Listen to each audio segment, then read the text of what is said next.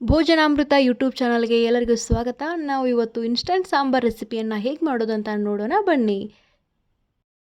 ಮೊದಲಿಗೆ ಗ್ಯಾಸನ್ನು ಆನ್ ಮಾಡ್ಕೊಂಡ್ಬಿಟ್ಟು ಕುಕ್ಕರ್ನ ಬಿಸಿ ಆಗೋಕ್ಕೆ ಇಡಬೇಕು ಒಲೆ ಮೇಲೆ.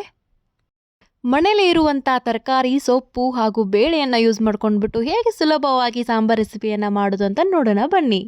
ಒಂದು ಕುಕ್ಕರ್ನಲ್ಲಿ 8 ಗ್ಲಾಸ್ ಆಗುವಷ್ಟು ನೀರು ಹಾಕ್ತಿದ್ದೀನಿ. ಇದಕ್ಕೆ ಚಿಕ್ಕದಾಗಿ ಹೆಚ್ಕೊಂಡಿರುವಂಥ ಪಾಲಕ್ ಸೊಪ್ಪು ಒಂದು ಹಿಡಿ ಹಾಕ್ತಿದ್ದೀನಿ. ಹಾಗೆ ಸೌತೆಕಾಯಿ ಮತ್ತು ಹೂಕೋಸನ್ನು ಕಟ್ ಮಾಡ್ಕೊಂಡ್ಬಿಟ್ಟು ಹಾಕಿದ್ದೀನಿ.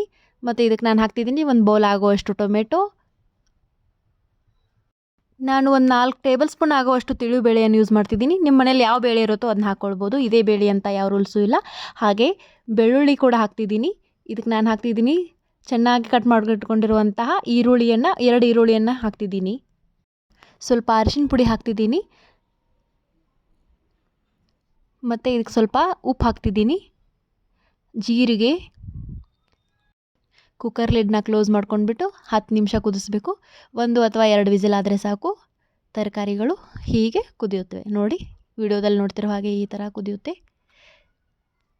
And the main and last step is ಒಗ್ಗರಣೆ. ಒಗ್ಗರಣೆ ಹಾಕಿಬಿಟ್ರೆ ನಮ್ಮ ಸಾಂಬಾರು ರೆಡಿ ಆಗುತ್ತೆ. ಅದಕ್ಕೆ ನಾನು ಪ್ಯಾನ್ ಇಟ್ಕೊಂಡಿದ್ದೀನಿ. ಸ್ವಲ್ಪ ಎಣ್ಣೆ ಹಾಕಿಬಿಟ್ಟು ಬಿಸಿ ಮಾಡಿದ್ದೀನಿ.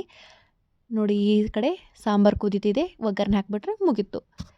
ಇದಕ್ಕೆ ಎಣ್ಣೆ ಕಾದ್ಮೇಲೆ ಒಗ್ಗರಣೆಯಲ್ಲಿ ಸಾಸಿವೆ, ಜೀರಿಗೆ ಹಾಗೂ ಕರಿಬೇವಿನ ಸೊಪ್ಪು, 4 ಒಣಮೆಣಸಿನಕಾಯಿ, ಶುಂಠಿ ಬೆಳ್ಳುಳ್ಳಿ ಪೇಸ್ಟು ಹಾಕಿಬಿಟ್ಟು ಚೆನ್ನಾಗಿ ಕೈ ಆಡಿಸ್ಬಿಟ್ಟು ಇವಾಗ ನಾನು ಹಾಕ್ತಿದ್ದೀನಿ ಇದಕ್ಕೆ ಸ್ವಲ್ಪ